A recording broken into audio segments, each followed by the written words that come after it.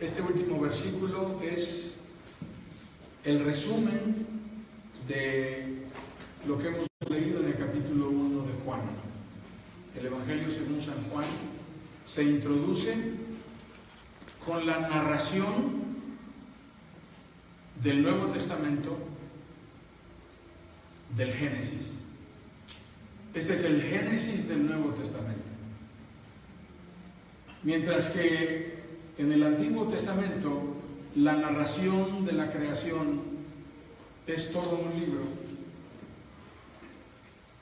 en el Nuevo Testamento la narración de la creación ocupa este primer capítulo del Evangelio según San Juan, particularmente estos 18 versículos.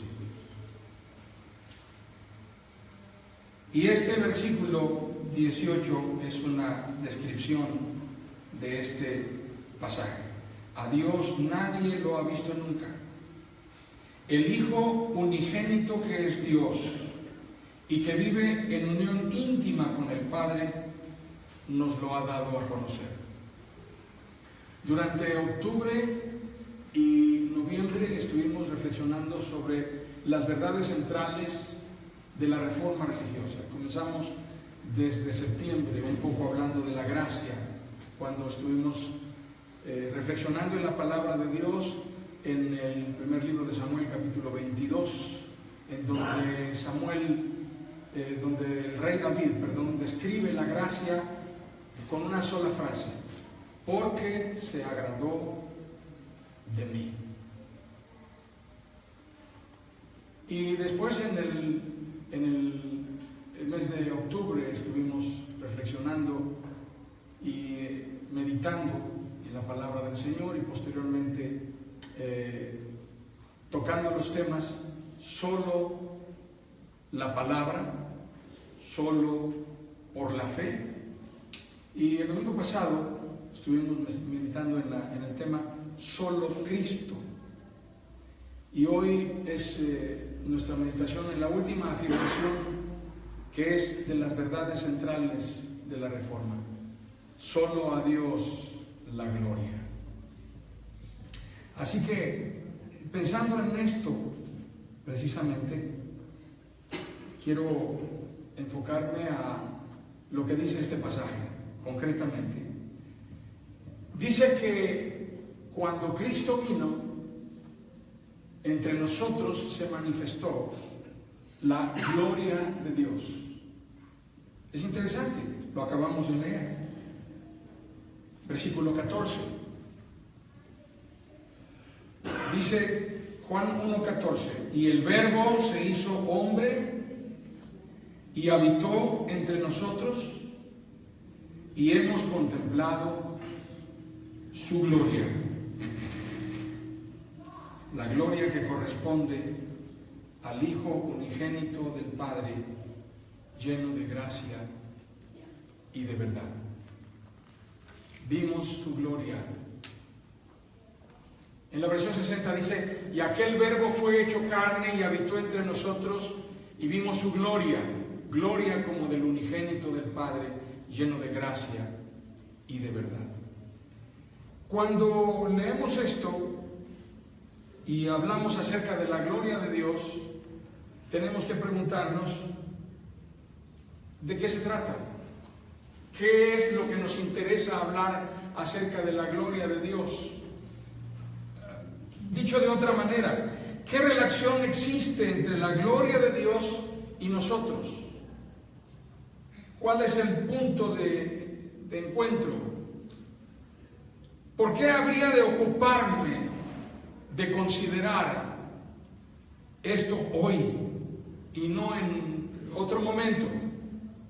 ¿Por qué habría de dedicarle pensamiento, mente a esto? ¿Por qué no mejor me ocupo de resolver cosas más inmediatas? A decir verdad, no pareciera ser un asunto de nuestro interés hablar de la gloria de Dios. Y la razón es porque pensamos que es una cosa que no tiene que ver con nosotros, es gloria de Dios y se acabó. Lo mismo pasa en otros aspectos como la fe, por ejemplo, la fe salvadora. lo vemos como algo intangible. Es algo que no podemos pesar, es algo que no podemos medir, es algo que no podemos tocar. El conflicto del hombre milenial, el conflicto del hombre posmoderno, el conflicto de esta generación es que todo lo quiere probar y tocar. El domingo pasado yo les hablaba de cómo la característica peculiar de esta generación es que el hombre parece mostrarse más como con la madurez de un adolescente. Es egoísta. Hay otro rasgo más, que es el querer experimentarlo todo y no escarmentar por la experiencia de otros. Esa es la razón por la cual los padres chocan tanto con los hijos, porque los hijos no consideran que sea válido el testimonio que los padres le dan. Si haces eso te va a salir mal. ¿Y por qué me va a salir mal? No lo creen. Tienen que experimentarlo para darle crédito y hasta que no les pasa, no le dan razón. Y difícilmente van a decirle al padre: oye papá, tenías razón, fíjate que no te hice caso y me machuqué el dedo. No, se van a tapar el dedo y lo van a esconder y no van a dejar que el papá lo vea porque no quieren reconocer que se equivocaron.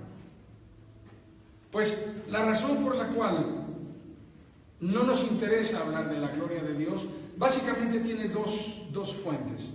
La primera es un asunto intangible que no podemos experimentar nosotros, y lo más cercano que llegamos allí es a una imitación de la gloria de Dios, cuando logramos algún tipo de experiencia de espiritualidad exultante, arrobadora, que nos hace vivir una especie de trance, una especie de catarsis, una especie de liberación. Entonces le damos sentido al tema de la gloria de Dios. Mientras tanto, no. Y la otra razón por la cual el tema de la gloria de Dios no parece interesarnos es porque estamos demasiado ocupados en nuestra propia gloria como para ocuparnos de la gloria de Dios. Me interesa mi propio proceso. Me interesa tener éxito yo. Me interesa prosperar yo. Me interesa estar bien yo. Y si en algún momento me intereso en Dios, es porque Dios es un instrumento para que yo alcance mi meta de bienestar. Si no fuera porque Dios puede proporcionarme el bienestar que me interesa, yo no estaría buscando a Dios. ¿Tiene sentido eso?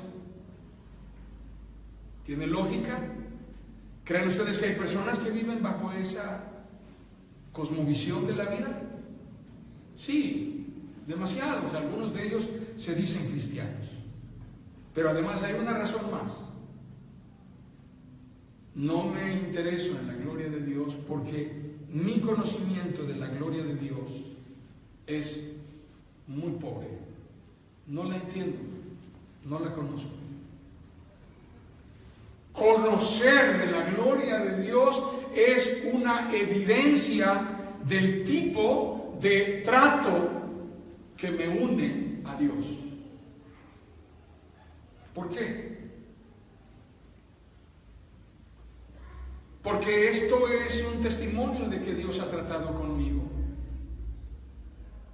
Y porque esto significa que he vivido el proceso de ser redimido por la sangre de Jesucristo y ser restaurado al propósito original con el cual el hombre fue creado.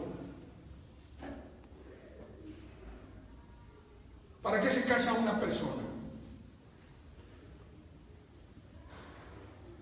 Si una esposa le pregunta al esposo 3 meses después de casados: ¿por qué te casaste conmigo? Él le va a responder: porque es que ya necesitaba yo quien me cocinara.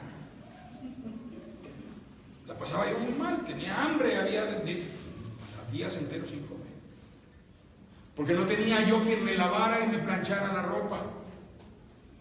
Porque odiaba llegar todos los días a la cama y encontrarla como la había dejado en la mañana, como un nido de un desorden. Necesitaba yo a alguien que arreglara la cama, que limpiara la casa. Aborrecía yo llegar y que en todo el día nadie le hubiera dado de comer al gato.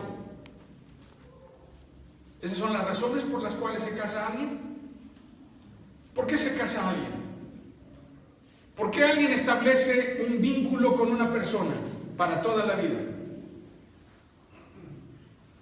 ¿Qué le interesa para llegar allí? Le interesa la persona. ¿Quiere quedarse con ella o quiere quedarse con él? Esa es la razón por la cual alguien se casa. ¿No es cierto? Porque la persona tiene los atributos que llenan su expectativa acerca de alguien. Cuando nosotros hablamos acerca de la gloria de Dios con conocimiento de causa, lo que estamos revelando es que hemos tratado con Dios. Es que hemos experimentado un trato con Dios. Reconocer que nadie fuera de Dios habrá de recibir la gloria y la honra que solo a Dios le corresponde. Nadie más puede recibir eso. Eso es una evidencia que demuestra que no soy un extraño para Dios. Para Dios soy alguien familiar, alguien propio, alguien cercano, alguien con quien tengo un vínculo. No soy un extraño para Dios.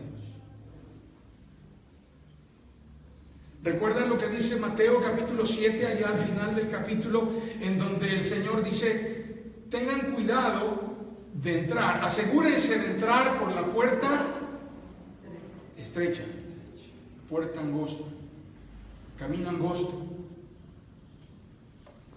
La razón es que quienes entran por la puerta estrecha son los que han entendido el llamado de Dios.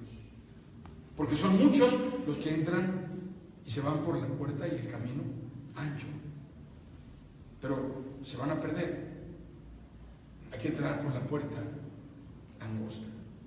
Y esas personas serán conocidos por sus frutos. Esas personas serán conocidas por sus frutos.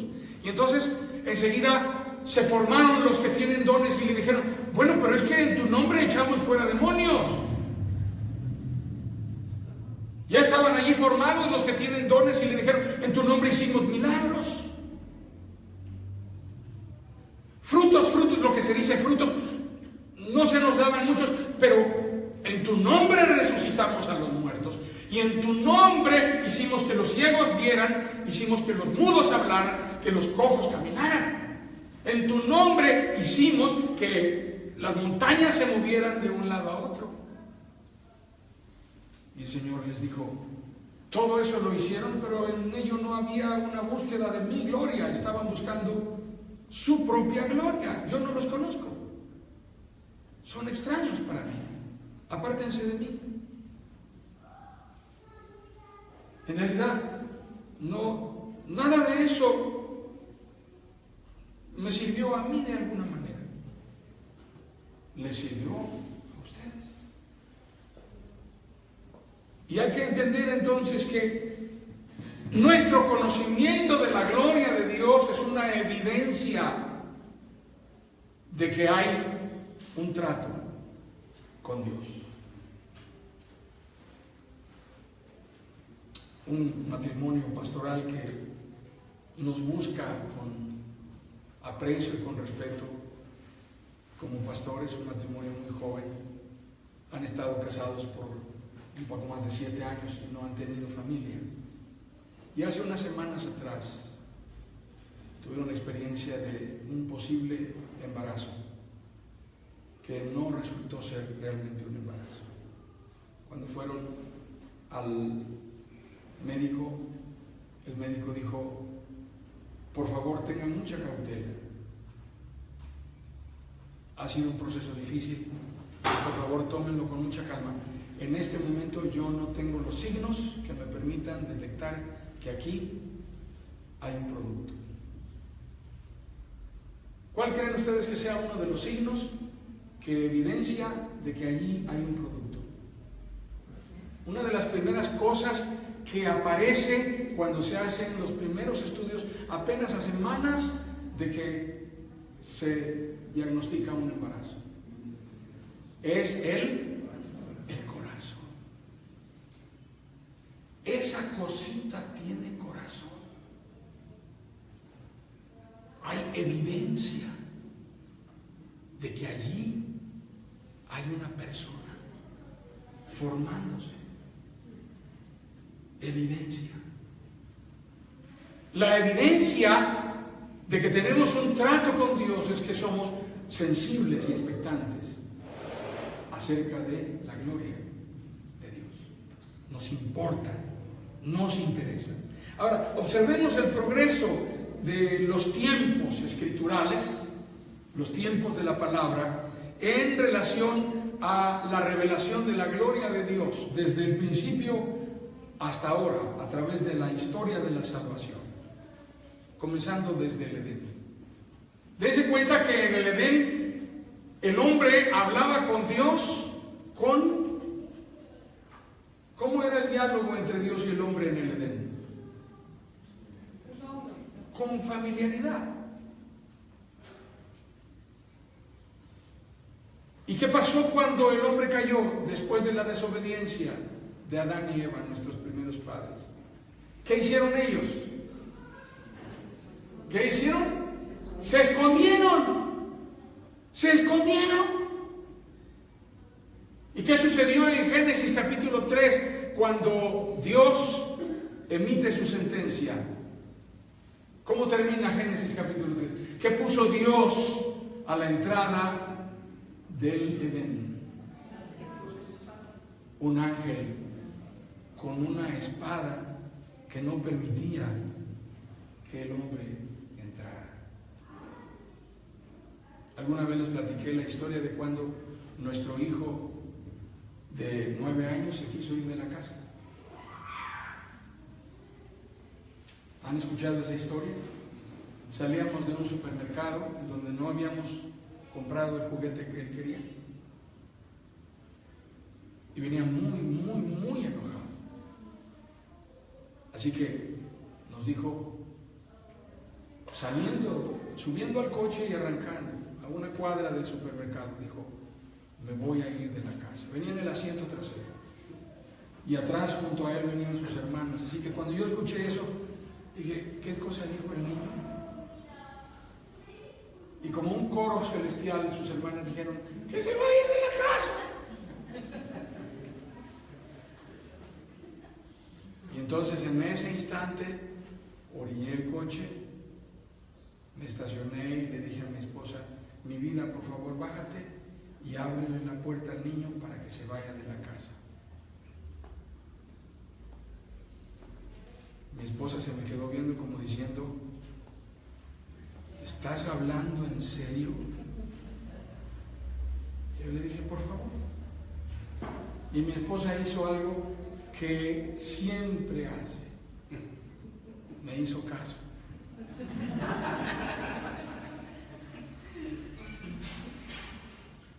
Esa es una virtud de mi madre, es muy obediente. Se bajó del coche, abrió la puerta y se quedó paradita ahí al lado, como que sabía que algo iba a pasar. Y él dijo, voy a ir por mis cosas. Voy a ir por mis cosas. Y entonces yo le dije, ¿cuáles cosas? Si tú te vas a ir de la casa, esas cosas ya no son tuyas. Esas son las cosas de mi hijo. Pero en este momento tú estás renunciando a ser mi hijo. Así que te vas sin nada de eso. El día que yo consiga un hijo, le voy a dar todas esas cosas. Pero me voy a asegurar de un hijo que me obedezca, que me quiera, que no se quiera ir. Así que esperé un momentito y no vi mayor movimiento, mayor acción. Y entonces le pregunté, ¿qué vas a hacer? Y agachó la cabeza. 9 años. Y le dije, ¿no te vas a ir de la casa? Y me dijo, no. Ah, muy bien. Entonces, mi amor, cierra la puerta, súbete, vámonos a la casa. No ha pasado nada. Y lo que el hombre hizo en el Edén fue decirle a Dios, me voy de la casa. Y entonces Dios le dijo, te vas, pero los privilegios, la gloria, se queda aquí. Eso fue lo que Dios hizo. El Edén tenía un privilegio para el hombre que el hombre renunció.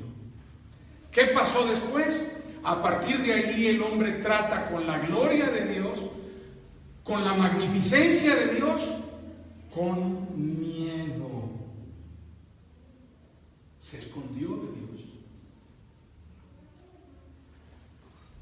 ¿Recuerdan qué pasaba con Israel cuando estaban al pie del monte Sinaí y veían toda esa manifestación de Dios? ¿Qué decía el pueblo? Tenían miedo. Creían que Dios los iba a destruir. Dice Éxodo capítulo 33 que Moisés se levantaba todos los días y caminaba hacia el tabernáculo de reunión que estaba colocado fuera del campamento. Y la razón por la cual el tabernáculo, el santuario, estaba erigido fuera del campamento era porque el pueblo temía que la gloria de Dios manifestada en la nube y en la columna de fuego los mataría. Cuando se construyó el templo, ¿cómo evolucionó este proceso? ¿Qué pasaba detrás del velo que estaba en el lugar santísimo? Nadie podía entrar. La tradición cuenta que el sumo sacerdote, que entraba solamente una vez al año a presentar la ofrenda de propiciación, entraba amarrado de la cintura con una cuerda. Porque si por alguna razón el sumo sacerdote estaba en pecado a la hora de entrar allí, moriría. Y nadie podía entrar a sacarlo. Así que eran inteligentes. No se rompían la cabeza pensando, entra tú. No, yo no, tú. Mira, para eso mejor lo amarramos y si pasa algo, pues lo jalamos. El miedo por la gloria de Dios, por la majestad de Dios, por la magnificencia de Dios. El hombre dio evidencias de haber perdido su condición de privilegio en el trato con Dios. Y la gloria de Dios se convirtió en algo ajeno. Ahora entiendan esto en la dimensión de la cosmovisión reformada. Aquello para lo cual el hombre fue originalmente creado por Dios, porque fuimos creados para la gloria de Dios. De tal manera que no seremos felices, ni dichosos, ni bendecidos, viviendo de otra manera y para otro propósito que no sea la gloria de Dios.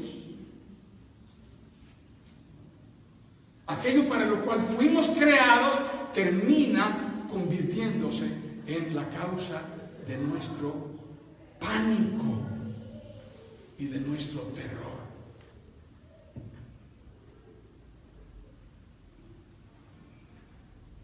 Así que imagínense que yo les dijera, no falten el domingo 17 aniversario de la iglesia, Emanuel, porque se va a derramar la gloria de Dios. Y algunos de ustedes digan, no, mejor no voy.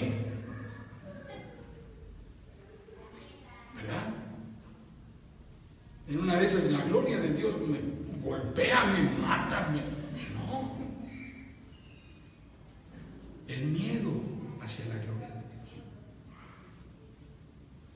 Hay una evidencia muy clara de esta experiencia y esta circunstancia cuando En el siglo VIII antes de Cristo, el profeta Isaías entra al templo y ve aquella manifestación de la gloria de Dios. Dice: en el año de la muerte del rey Usías, vi al Señor excelso y sublime, sentado en un trono. Las orlas de su manto llenaban el templo. Por encima de él había serafines, cada uno de los cuales tenía 6 alas. Con 2 de ellas se cubrían el rostro, con 2 se cubrían los pies y con 2 volaban. Y se decían el uno al otro: Santo, Santo, Santo es el Señor Todopoderoso. Toda la tierra está llena de su gloria. Al sonido de sus voces se estremecieron los umbrales de las puertas y el templo se llenó de humo. Entonces grité: ¡ay de mí, que estoy perdido! Soy un hombre de labios impuros y vivo en medio de un pueblo de labios blasfemos. Y no obstante, mis ojos han visto al Rey, al Señor Todopoderoso. Isaías, viendo la gloria de Dios, aterrorizado. Ahora, por favor, vayamos un poco más. Después, cuando termina ese periodo que llamamos el periodo intertestamentario, ¿con qué cántico concluye el periodo intertestamentario de silencio de Dios por más de 4 siglos, en donde no hubo profecía? ¿Cuál es el cántico que se escucha en la campiña, en donde están los pastores? Gloria a Dios en las alturas y en la tierra paz, buena voluntad para con nosotros. Cuando Jesús inicia su ministerio, lo que les dice, según Marcos capítulo 1, es: el reino de Dios se ha acercado, arrepiéntanse y crean en el Evangelio. Así que lo que estamos viviendo a partir de Jesucristo es que el Señor glorioso, Dios eterno, magnífico, majestuoso, está dispuesto a reconciliarnos con Él para que tengamos acceso a su gloria.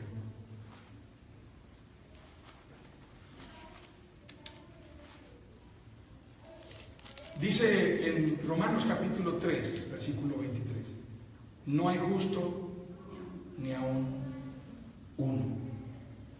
Y Romanos capítulo 6, versículo 23 dice: por cuanto todos pecaron y están destituidos de la gloria de Dios.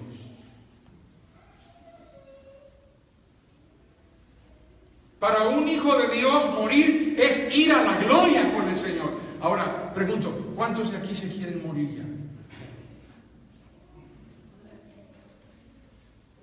Para ir a la gloria de Dios. Para ir a la gloria de Dios. Claro. Sí. Pero ya no te pensamos 2 veces. Es que todavía tengo cosas que hacer. Antes de ir a la gloria de Dios, se me hace que tengo que regresar a la casa a apagar el boiler porque lo dejé prendido. Siempre tenemos cosas que nos distraen y que nos interesan, porque ese es el universo de lo tangible, de lo que apela a nuestra atención inmediata. Y la gloria de Dios se nos hace algo tan perentorio, tan inmediato, no en ninguna manera inmediato. Pero Juan dice: y vimos su gloria como del único Hijo de Dios que habitó entre nosotros. La gloria de Dios se manifestó en el ministerio de Jesús en su bautismo. ¿Lo recuerdan? Cuando se vio el Espíritu de Dios descendiendo en forma de paloma y se oyó la voz del Padre diciendo: este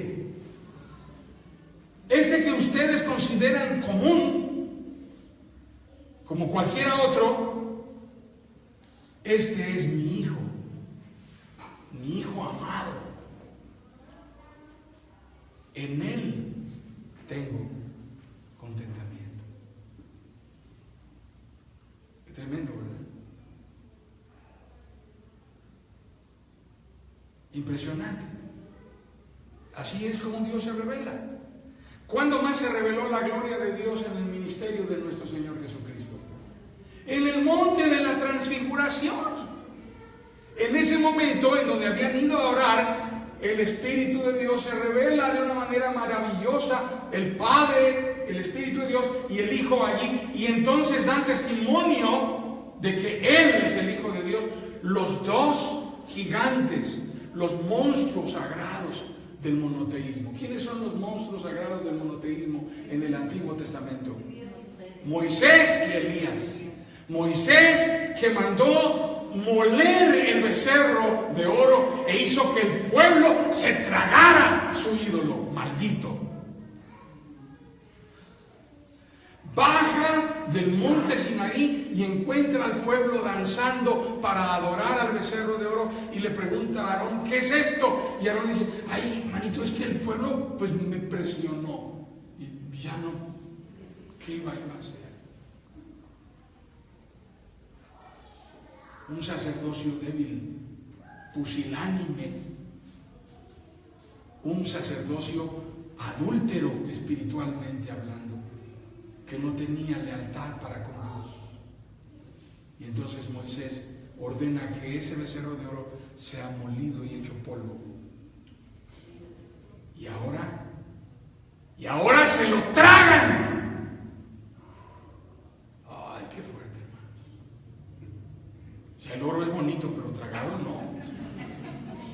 Se me hace a mí que como que no, ¿verdad? Ya debe haber tocado un vaso a cada quien. ¿Qué quería revelarles Moisés con esta medida tan drástica, tan radical? ¿Cuál creen ustedes que era la intención de Moisés? Fíjense, les ordenó que se lo tragaran, porque Moisés quería que se dieran cuenta a dónde iba a terminar su deidad.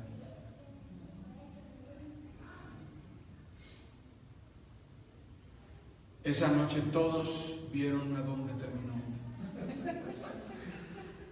su ídolo.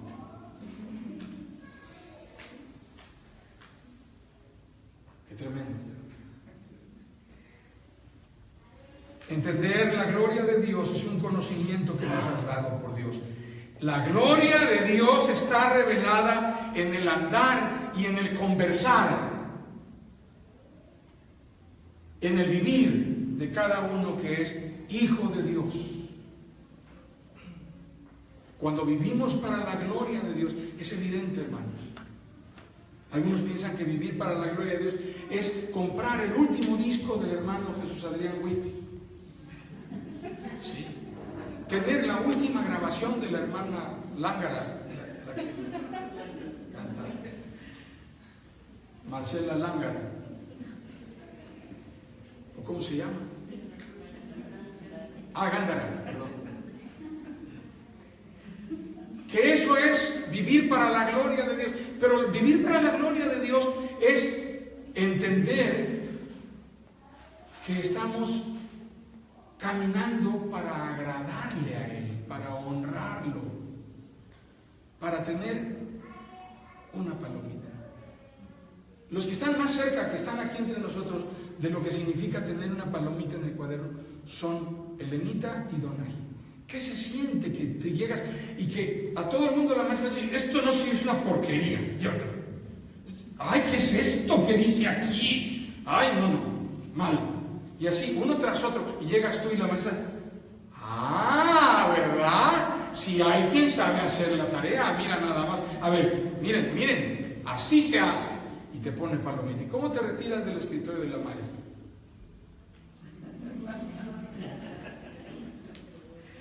Vas creciendo paso a paso, ¿verdad? Sientes como los pupitres se abren, ¿no? Yo veía a los compañeros que les ponían palomita que así les tocaba. Yo pocas veces tuve palomitas, pero a los que vi, sí, así lo sentía yo. Decía, qué bonito se ha de sentir, ¿verdad? Hermanos, vivimos para que Dios cada día se alegre de llamarnos hijos suyos. Se sienta honrado, porque solo a Él debemos dar gloria. Nadie puede vivir para agradarle a otra persona. Si yo viviera para agradarle, me esfuerzo, pero no lo logro. ¿A Rebequita? No. Si ella viviera para agradarme a mí también. Si usted vive para agradarles a sus hijos, no. Si los hijos vivieran para agradarnos a nosotros, difícil. Si viviéramos para quedar bien con el pastor, con el vecino,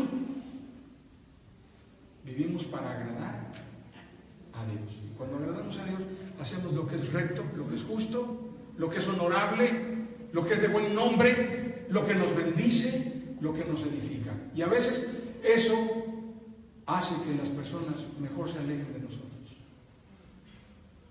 porque no se sienten a gusto a nuestro lado. No, ahí sí ya no le entro yo. Vivimos para la gloria de Dios. Que el Señor nos bendiga, hermanos. Vamos a celebrar la